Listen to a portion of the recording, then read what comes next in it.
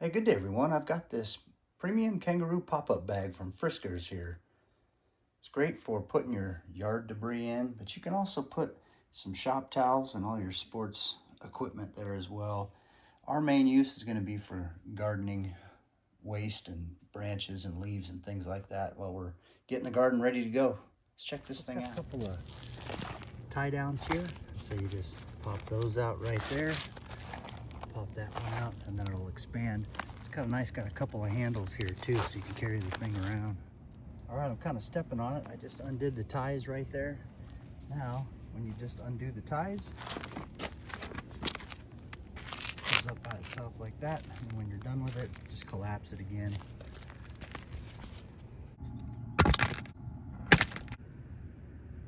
Really good for moving around, staying mobile while you're weeding your garden beds.